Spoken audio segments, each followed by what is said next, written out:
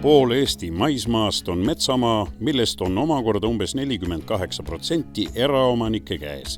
Kujutage nüüd ette, et ligi 1/4 kogu meie Eestimaast on eramets. Võimuga kaasneb muidugi vastutus oma metsa pealekasvu ja selle hea tervise eest.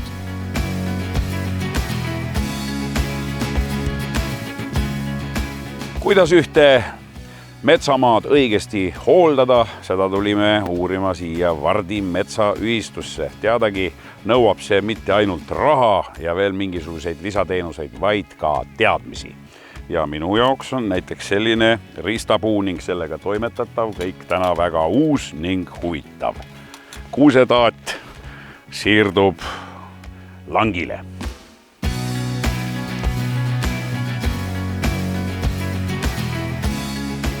Kus sa nüüd tead, kuhu sa selle taime paned? No õnneks alati, eriti kui sükest väikest taime istutada, siis mõistlik on maapind ikkagi ette valmistada. Et siin on natukene selline isemoodi ettevalmistamine ehk siis ekskavaatoriga mätastamine. Et taim istutatakse siis vähe kõrgemale pinnase kohale ja nagu sa näed, siis vett on siin langil ikkagi piisavalt, et siin mingisuguse muu ristapuuga maapinda ikkagi ette ei ole võimalik valmistada. Nii, kas siia päris vana kännu juurde võib ka panna, jah? Jaa, känd ei ole probleem. Nii, vajutan. Lasen taime sisse. Tõmban välja.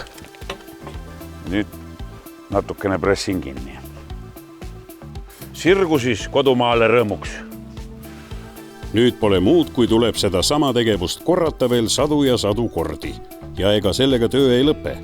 Juba istutatud puid ei tohi niisama saatuse hooleks jätta. Esialgu tühjana näival raiesmikul asub tegelikult metsauuendus ja siin peavad oma olelusvõitlust 100 väikesed männid. Selleks, et istutatud puud kasvueelise saaks, tuleb teha hooldustöid. See kultuurihooldus on nagu, ilma selleta ei saa, et kui me ikkagi okaspuu juba istutame, siis me teeme nii suure investeeringu, et siis ilma selle kultuuri hooldamiseta ikkagi ta väga suures osas hukkub.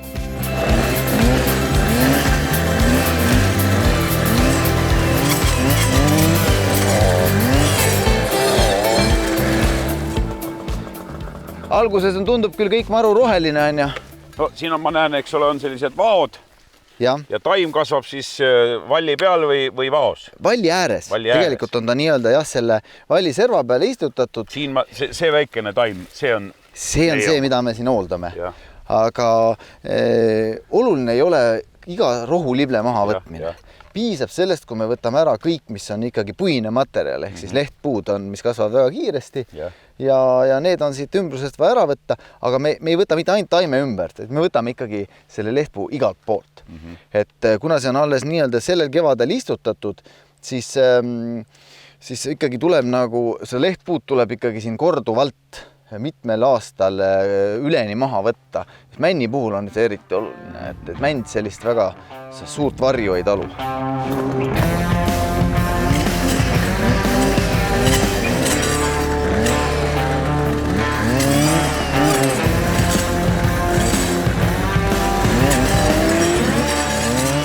Kui tihti seda kultuurhooldust siis tuleks teha, et need väikesed taimed, need väikesed taimekesed saaksid elujõu sisse? Rusikareegel on, et kord 2 aasta jooksul, aga kindlasti kui on hästi, mida viljakam muld, seda tihemini on jälle teine reegel.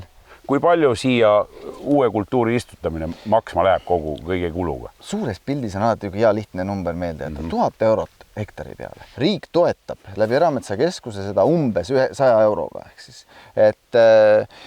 et mingi osa saab metsaomanik tagasi, seda pigem just väike metsaomanik. Sellise väikse tüki hooldamine ei ole kellegile üle jõu ja see toetuse lahendus kehtib ka siis. Kui oled metsaühistu liige, ütled ära, ma tegin selle hoolduse ära, metsaühistu tuleb kontrollib ennem ära, kas see on sul ikkagi nõuete kohaselt tehtud, vähemalt taime ümbrused peavad olema puhtad ja ikkagi sa oled nii-öelda toetuskõlbulik. Ehk siis teed oma metsast tööd ja riik maksab toetust.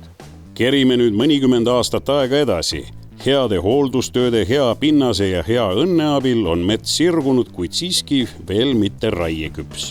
Selles 40-aastases metsatukas tehakse harvendusraiet ja selle jaoks tuuakse juba tõsisemad masinad mängu. Nüüd oleme jõudnud sellesse etappi, kus tõesti on mingisugune tulu loota metsaomanikul ja see metsaomanik tellis meie metsaühistult sellise teenuse, et palun tehke siin ära need harvendusraied, mõned lageraied, mis on küpsed osad ja nii me siis siin toimetame. Siin mitmekümneaastases metsas, mis sa siin jätad või mille sa võtad?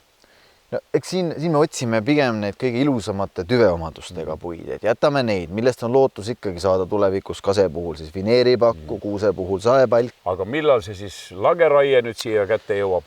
No võt nüüd ongi üks pikk ootamine ja seenel käimise aeg, et ennem kui see vanus saab kuskile 70 peale, siia metsa rohkem suurt asja ei ole.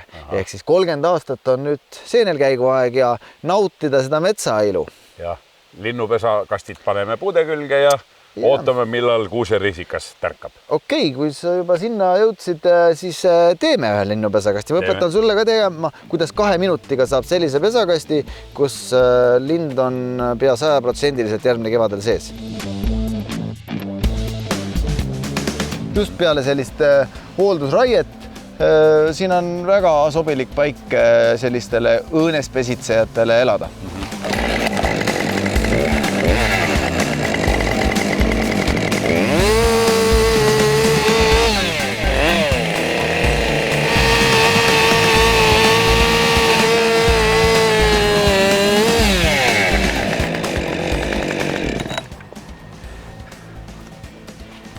Nii, ma vaatan nüüd, kas tuli maja kokku või tuli mingisugune eesti keeles öeldes sitaputka. Kuule, koli või ise sisse elama, kuule. Täitsa fantastiline lugu. Kruidega kinni ja traadiga puu külge. Just, äge värk. Kurat, Taavi, aituma sulle. Kui sul nüüd tekkis huvi, kuidas sinagi saaksid oma metsa eest paremini hoolitseda, siis vaata lisainfot Erametsakeskuse kodulehelt eramets.ee.